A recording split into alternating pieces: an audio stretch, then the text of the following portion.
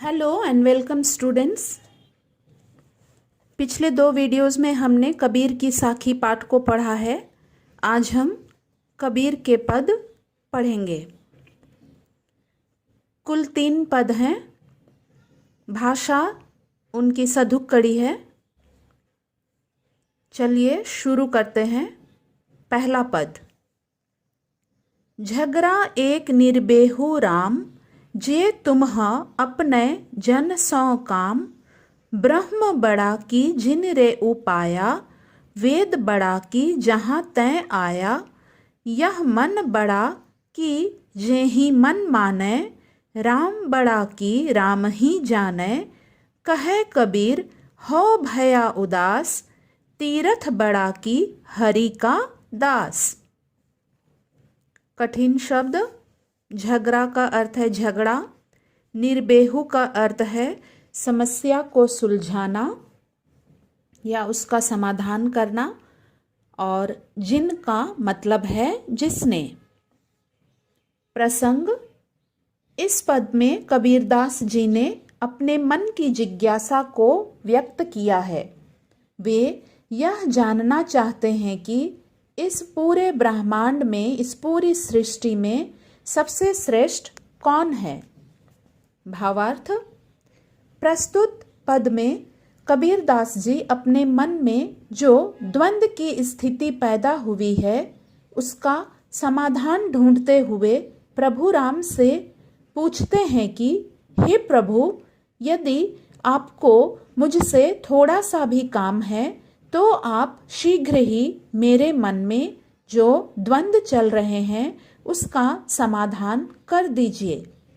वे प्रभु राम से पूछते हैं कि इस सृष्टि को बनाने वाले ब्रह्म बड़े हैं या जिन्होंने ब्रह्म को बनाया वे बड़े हैं।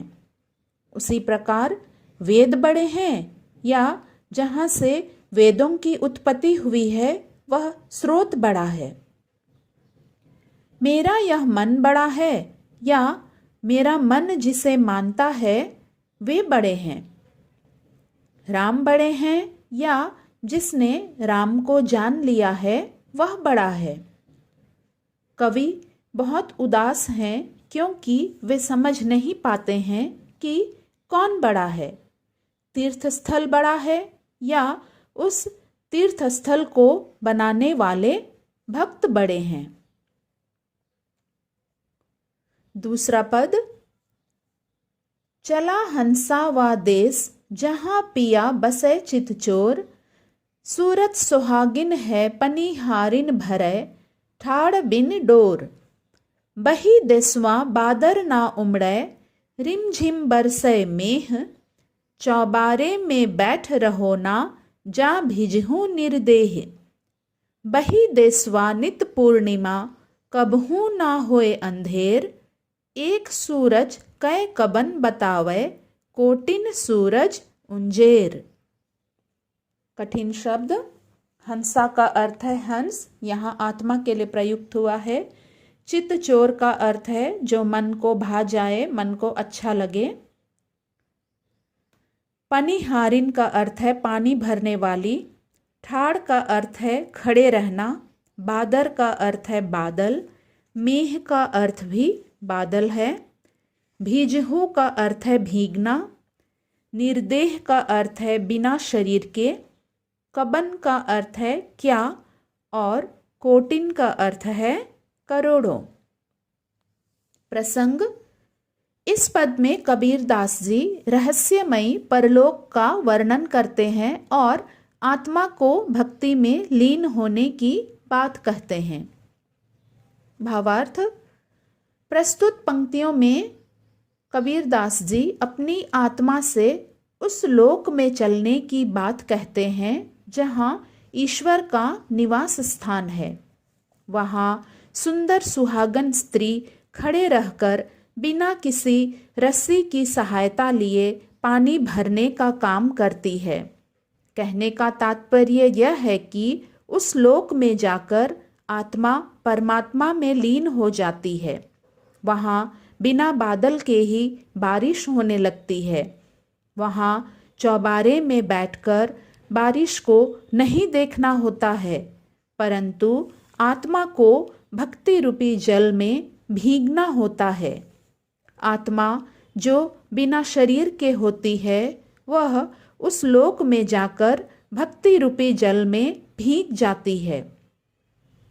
उस लोक में हमेशा पूर्णिमा का उजाला रहता है, कभी अंधेरा नहीं रहता है। वहाँ एक नहीं करोड़ों सूरज होते हैं। उनकी रोशनी से वह लोक हमेशा प्रकाशमय रहता है। कहने का तात्पर्य यह है कि जहाँ परमात्मा का वास होता है, वहाँ कभी भी अंधेरा या अज्ञान नहीं हो सकता। तीसरा पद, न जाने साहब कैसा है, मुल्ला होकर बांग जो देवे, क्या तेरा साहब बहरा है। कीड़ी के पग नेऊर बाजे, सो भी साहब सुनता है। माला फेरी तिलक लगाया, लंबा जटा बढ़ाता है। अंतर तेरे कुफर कटारी, यो नहीं साहब मिलता है। कठिन शब्द है। साहब का अर्थ है ईश्वर या भगवान। बांग का अर्थ है आवाज और यहाँ पर अजान के लिए प्रयुक्त हुआ है। कीड़ी का अर्थ है कीड़े मकोड़े। पग का अर्थ है पैर।